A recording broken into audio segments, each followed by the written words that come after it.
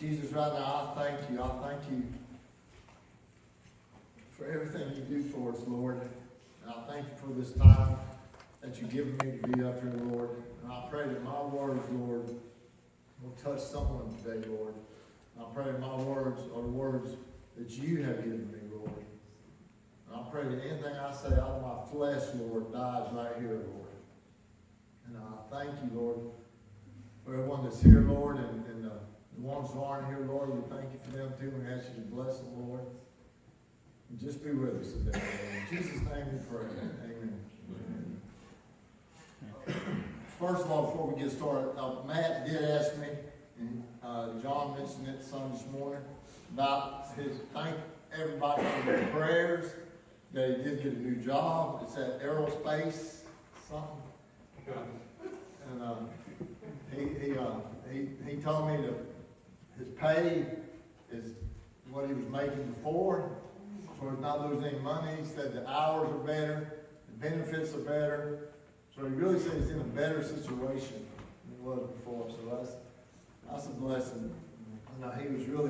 He wanted to hear about it before he left to go to Oklahoma. He's in Oklahoma today, if you didn't know. He left to go see his brother, him and his family, and his mom and dad. And so that's where he is. But he was debating, should I go to Oklahoma or should I wait to hear about this job? And I said, why don't you just go to Oklahoma? You'll find out about the job soon enough. But he found out Thursday before he left. So that really made me feel good about leaving. I don't know how long this sermon is going to take. It probably won't take me very long. It usually doesn't. Sometimes I can get on a rant, but I don't think I will today. This sermon is kind of unbalanced. That's the plumber who wants to balance. But it has fallen. That's good too.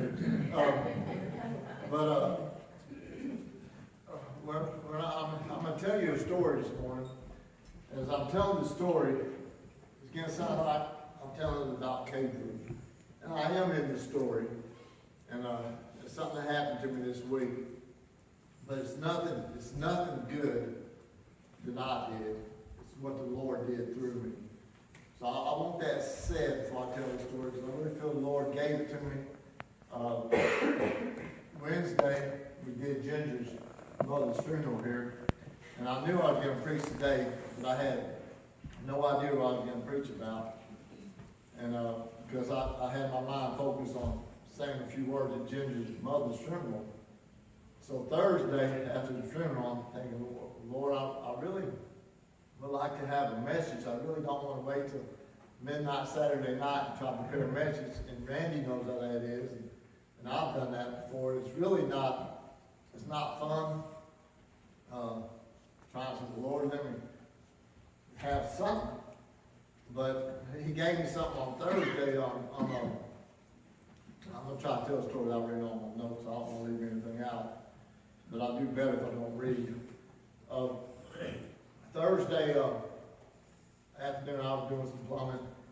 And I get a call from this couple who I've done plumbing for several years. I hadn't seen them in about a year because they hadn't had no problems. And that's the only time I see them when they have a problem. But I've gotten to know them. And this family is kind of,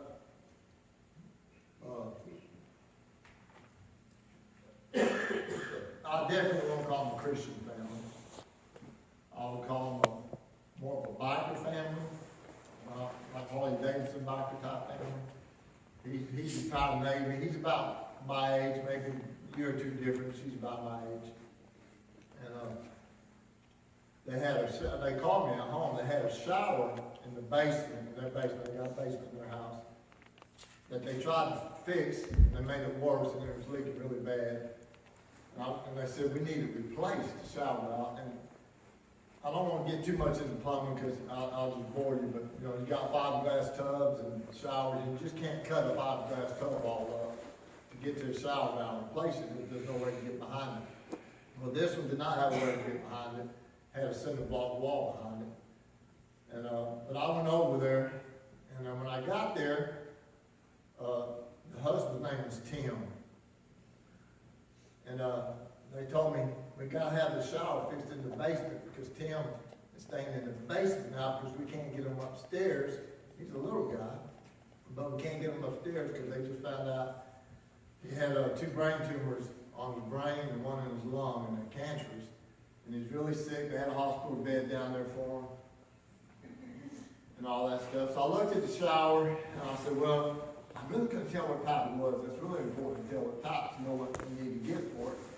And there's some off-the-wall brands. I looked at it and I thought I knew, and I went and bought the part. It was the wrong part. And I said, well, I'm going to have to come back Friday and we're going to have to replace this whole valve. And I said, but, you know, being the good guy I am and everything, I said, you know, we got a prayer list for cancer patients, and I'm going to tell my wife to put you on that prayer list, and we're going to pray for you. And he said, oh, that's great. He said, we got a bunch of people praying for us. We really appreciate that. So I did. I went home and told Pat. And that night, God just put on my heart and said, how much would you pay to tell him about me? He said, would you do that plumbing job for nothing and ask him if you could tell him about me? And I'm thinking, I don't think so. This is about, I would have, and this is nothing about me, like I said, but I would have cleared about $200. The parts cost about $100, so it's about a $300 job. And that whole thought was in my mind that night, the next day when I got up and going over there. And when I have something on my mind, I like to go to it, and then somebody else called me about a water heater that I had installed the day before, and then had a leak on not a water heater, but a pipe going to it. And I said, well, I'll be over there. So I didn't want to leave them out, so I went over there and fixed that. Still on my mind. It's on my mind enough to make me anxious about it. And so I went over, fixed that water heater. I went to their house, and I had went by. I use Sex Harbor a lot, bought a shower valve, and I went to install it. And I never told these people, hey, I don't know what the Lord's telling me, because they wouldn't have understood if I told them that anyhow. And so I'm in there working, and you're trying to get it. You could cut this really big hole, put this really big ugly cover on there, or you could cut a small round hole that's already there, but just make it a little bit larger, and get this shower valve and your hands in there. And I was able to do that, and so I got it all together and put it all in, and I got them in there, showing them what it looked like and how it worked. And he's in his bed, and the night before I was over there, this guy got cancer, and he's drinking beer, and his wife's going outside smoking cigarettes, and you're thinking, why are they doing this stuff? Here it gets a bad thing about what's going to happen. And I'm not saying drinking is a sin or smoking is a sin. I think it can be, but I wasn't judging them on that. I was just judging them on their health. Why are they doing this and their health is not good? But anyhow, as I was finishing up, I didn't know until the last minute what I was going to say to them or if I was going to charge them. And I don't think they're in financial need. They always paid me before, and I know they have good jobs. And so I wasn't really worried about their financial needs, but I was worried about their salvation needs. So as I got done, I was cleaning up, picking my tools up. She asked me, her name's Laura, his name's Tim. She asked me, said, Cater, how much I owe you? I said, if you give me just a couple minutes of your time, you won't owe me a penny. She says, okay.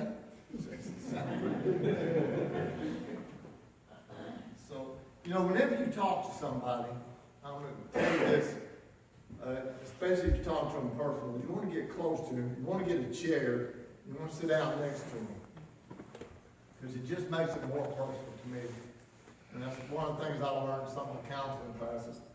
So I get down, and I get a chair. I said, they had a desk chair down. I said, let me get this chair and talk to y'all. I said, I want to tell you something. I said, we put you on a prayer list. And And these are the words that, when you're in this situation, the Holy Spirit's going to give you words. And these are the words that came to my mind. I said, we're going to put you on our prayer list, and we're going to pray for you. But you're going to die. I said, everybody that Jesus healed died. I said, you may be healed, but you're going to die. I said, I'm going to die. We're all going to die. And I said, when you die, you won't have the cancer no more. I said, but it's going to happen. It's going to happen to me. It's going to happen to each one of y'all, unless Jesus happens to come back. If he don't, we're all going to die. And I just told him, I said, you're going to die, Tim. I said, the question is, where do you want to spend eternity at? And his wife spoke up. She says, oh, we're God people. We pray. And Ron, this is credit to you. Ron always taught me to use Jesus. I said, but are you Jesus people? Are you Jesus? And I said, that's the question on my mind. Is Jesus. You got a relationship with Jesus. And I don't do this every house I go in. Let me tell you, this wasn't easy. It's not like this just rolled off my lips. Like, this is what I want to do. Especially when you're out there to make money. And so I asked him, and then I said, well, I'm going to pray with you that you become Jesus people. And so I said, please do. And I wasn't there for maybe 5, 10, 15 minutes talking about the Lord. Now, I was there about 2 hours fixing a shower. So I started praying for him. In tears. And this guy got long, his gray hair like Ron's, long hair like Ron's. Sorry, Ron. But he's a lot slimmer than Ron. But tears started coming out of his face, just crying. And I said, Tim, are you going to heaven? I said, there's a lot of bikers in heaven. I said, Jesus did not forsake the bikers. He said, I am now. He said, I'm going to heaven. And he gave his life to Jesus in that moment. Yeah. And the thing that I think the Lord was really telling me, how much am I willing to pay for people who are lost? Now, Jesus paid the ultimate price. He paid it all. There's no way I can pay what Jesus paid. I mean, Jesus paid his life on the cross and the resurrection. That's the price of true salvation. But what am I willing to pay to share? And that was the whole purpose, I think, the Lord gave me on Thursday. What am I willing to pay to share? It's easy sometimes to share. You really don't have a cost in it.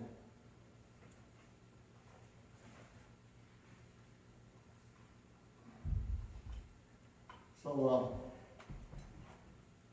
and I know a lot of people in this church pays a lot.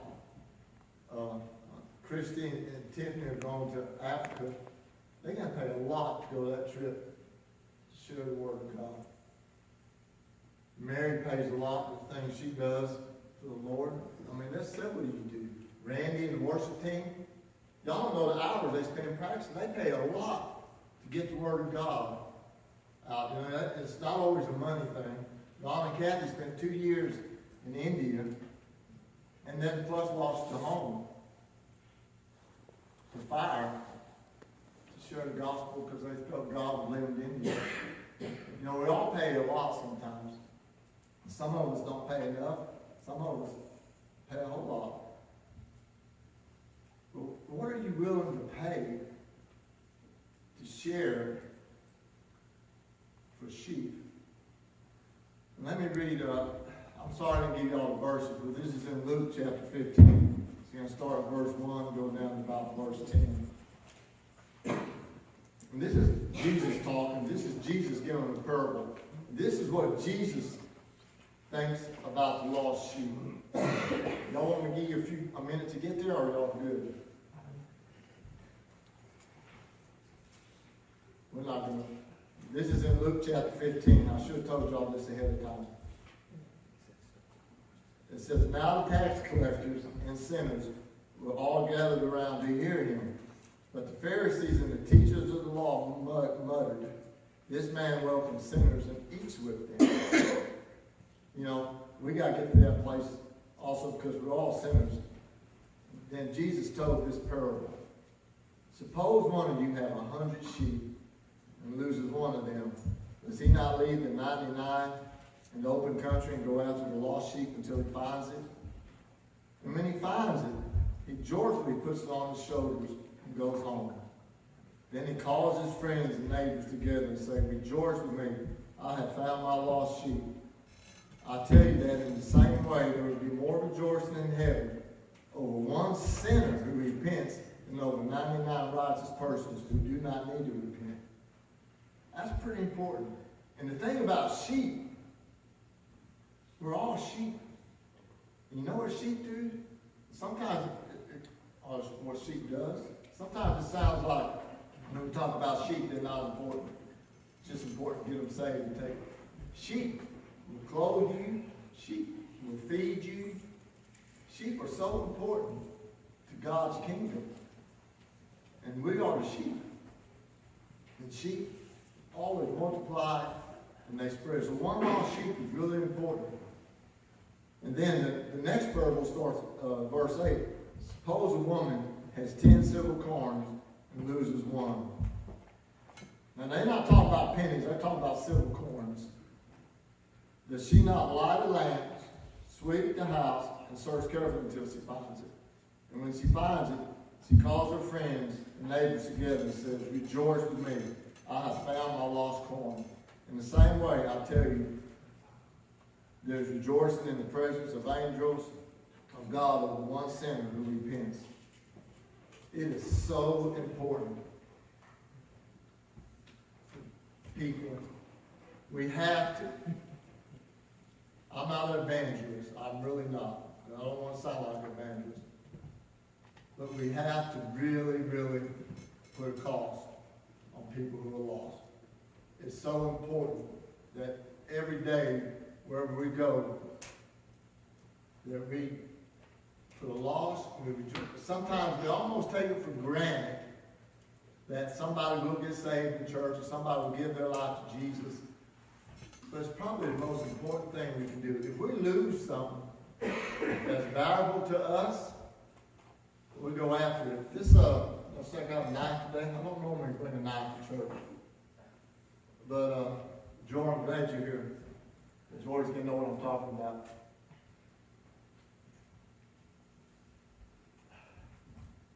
When my son died, this wasn't his knife.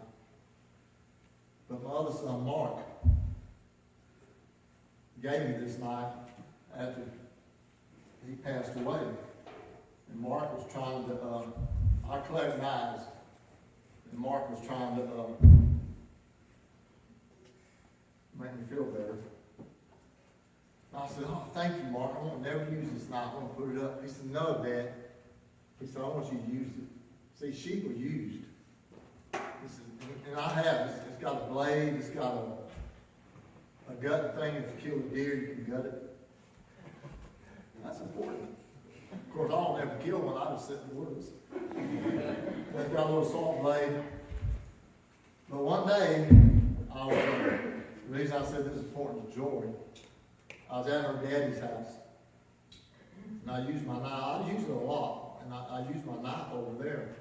When I got home, I couldn't find it. I called Joy and I called her daddy. I said, I think I threw it away. So I threw some stuff away. They dug through the trash looking for this knife because they knew how much it meant to me. I said, my son gave it to me. It just means so much to me. And so they dug through. I dug through the trash in my house, and I was digging everywhere. I couldn't find this knife. It was meant a lot to me. And so when my son died, one of the things I did, I built a pergola. If y'all know what a pergola is, out back. And I think it turned out pretty nice for a plumber doing carpet work. But I built it and I put a swing underneath there. And I couldn't find that knife anywhere. So I went out to on that spring. There was my knife. That lost sheep come back to me. I rejoiced. I was glad to find that lost sheep.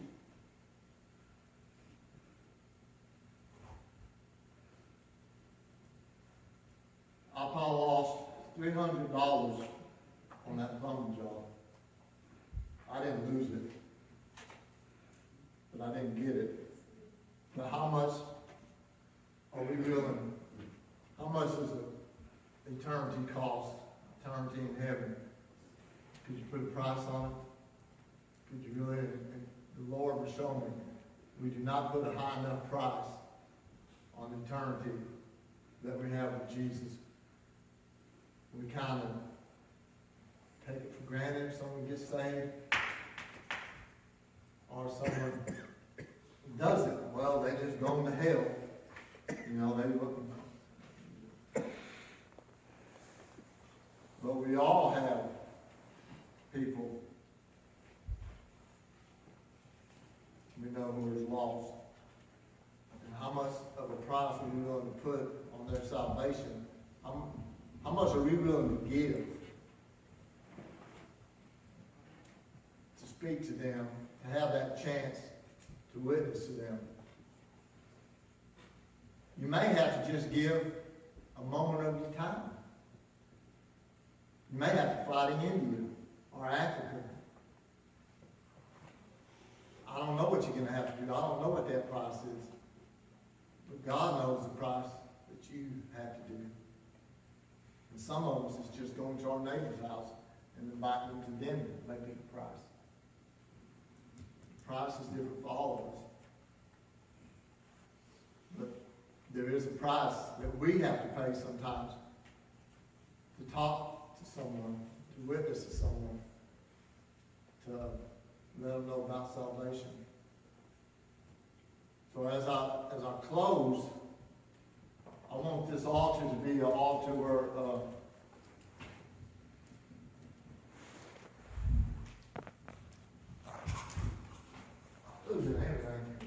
where always there's an altar to come to.